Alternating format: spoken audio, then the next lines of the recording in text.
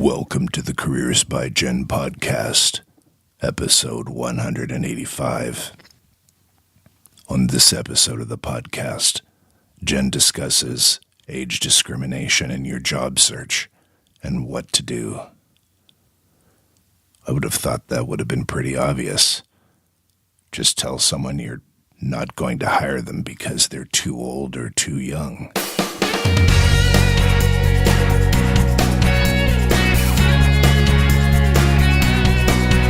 You're listening to the Careers by Jen podcast with me, Jen Swanson, the podcast that helps you to get the job, love your work, and advance your career.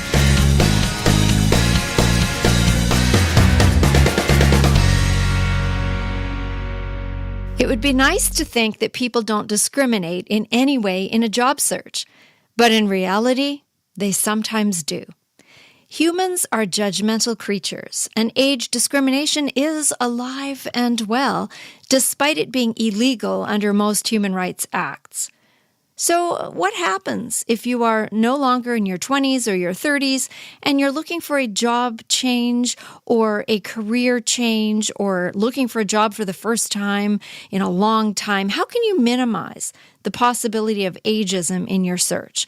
We're going to talk about that today, and I'm going to let you in on the most important consideration that you should have if you are older and looking for a job. We'll get to that right after this. Are you procrastinating? Do you want to start a job search but aren't quite sure where to begin? Is it all just a little overwhelming? At Careers by Jen, we have a 5-day Jumpstart Your Job Search Challenge to help you get unstuck and move toward finding your dream job. Every day for 5 days, you'll receive an email to your inbox that asks you to complete one task. Every task you complete moves you closer toward your goal. The best part about this challenge is that it's absolutely free. Come over to CareersbyJenn.com and you'll see the 5-day Jumpstart Your Job Search Challenge on the right-hand side of the screen.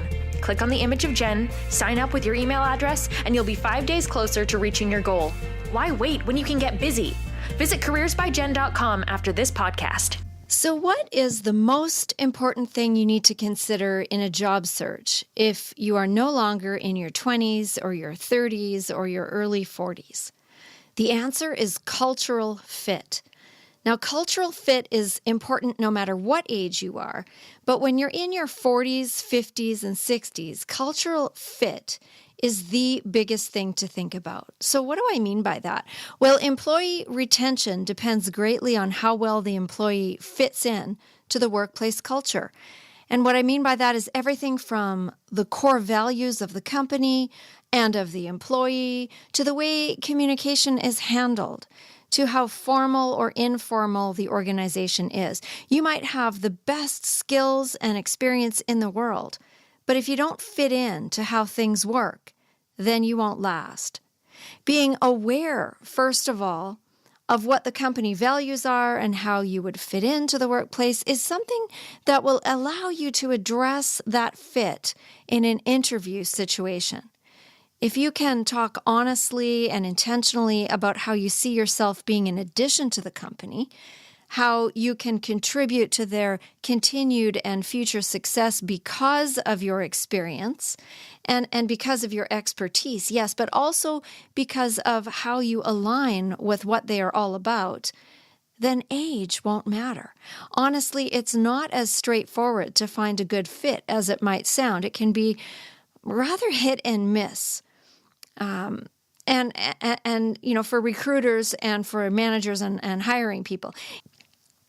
In your industry research, when you're looking into as much as you can about the workplace you're applying to, pay close attention to workplace culture and maybe read the organization's mission statement and any newsletters or articles about the company that you can find when you're digging around. Poke around and see what comes up in any publications that you can find online. And if it's a place that you can actually visit as a customer, then I suggest a little reconnaissance. Go for it and just see what it feels like to be a customer or a client in that organization. Watch the staff and see how they interact, or phone them if it's not a place that you can actually go in and ask a question about something as if you are a customer, and just see what it feels like, the better you can assure yourself and the interviewer of your fit, the better your chances, no matter what your age. Cultural fit is actually bigger than skills. I mean, skills and experience count, and they're really, really important. But if an employee doesn't mesh well with the team, then none of that matters, and the employee ends up costing the company more in HR time and management time, and the employee ends up unhappy. It's a lose-lose situation. All right, so another way to get around ageism is to downplay your age in your documentation and in your interview. Don't mention it. Avoid referencing your age. It's actually illegal to be asked, with the exception of legal age in situations where you have to be of legal age to serve alcohol or be present in the facility if you're working in a facility where there is alcohol. But for the most part, you're not expected to divulge your birth date. Of course, there are ways around that. You might be asked things like when you graduated university, college, or high school, or any other such questions. But don't include your birth date on any resumes, and take a really good look at what dates of experience you include in your documentation. You know, do you need to list that job that you had when you were 20, or can you leave it off? Can you leave off some of the years of experience that don't relate? You know, talk about names of employers rather than when you worked there, and focus on the last 12, 13, 14, 15 years of experience, and don't bother with anything older than that unless it's super relevant, unless it will really make a difference to the interviewer, the employer, knowing what the vastness of your experience might be. So think about that a little bit and prune your resume to the most recent, 10, 15 years or so. Check your personal brand. This is another thing that you can do. And if you don't know what a personal brand is, find out. Episode 159 of this show talks about updating your LinkedIn profile. And let's be clear, if you are looking for a job in this day and age, to use an old expression, you must have an online presence.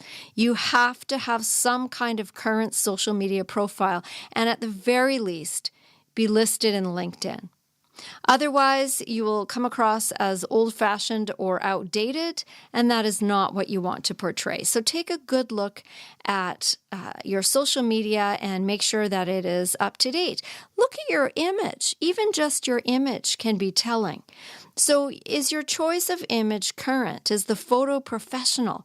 Is it a photo of you that was taken recently and in your best light? I really, really think that investing in a proper headshot of yourself is worth it in a job search situation. There are photographers out there who specialize in business headshots, and it's a really good idea to enlist the help of one of them. Another thing to look at is your email address. Make sure it's not something unprofessional or that you're using an old email program that most people don't use any longer. Avoid using your birth date as part of your email address. This is a dead giveaway, and so many people have their birth date listed as the number part of an email address. And just so you know, a Hotmail account with a nickname or a birth date is really not a professional email address. I've mentioned this before that, I hate math at hotmail.com is not a wise choice. So take a look and update even your email address to something more modern and more professionally suited. Another thing to consider is to avoid mentioning old-fashioned technology when you are listing things on your documentation or when you are in an interview situation. So an example would be that I remember when I first started working at the hospital back in the late 1980s. Okay, so right there, I've dated myself.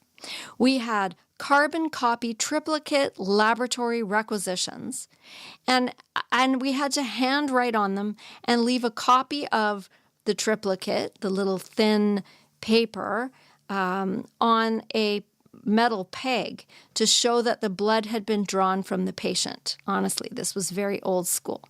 So later when my job was to find the lab results, I had to take that copy that had been written on, go down to the laboratory physically, and to sit down and search through baskets of the other copies of the requisition to match what I had with what was down there that would then have the results printed on it.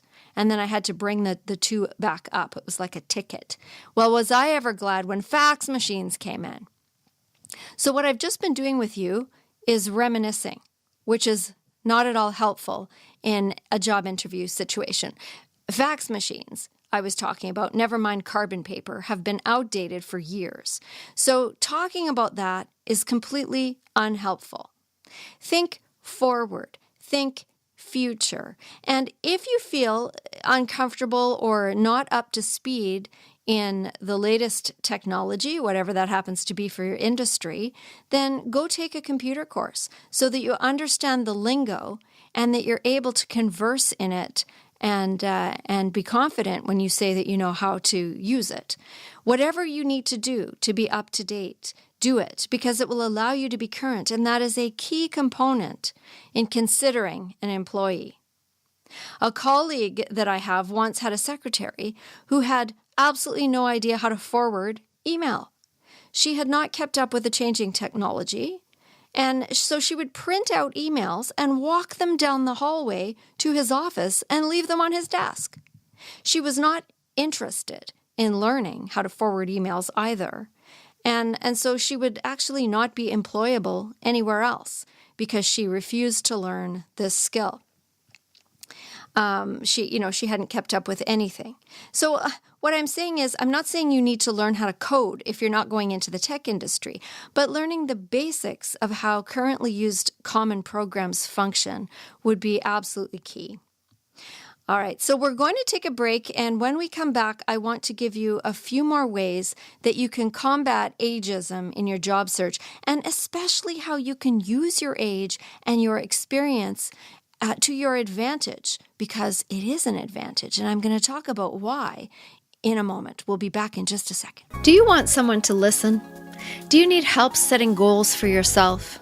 Do you want someone to keep you accountable for your progress and to ask good questions that will help to move you toward your success? Have you got a resume that you want reviewed or updated? Do you need help deciding what kind of work you'd like to transition into?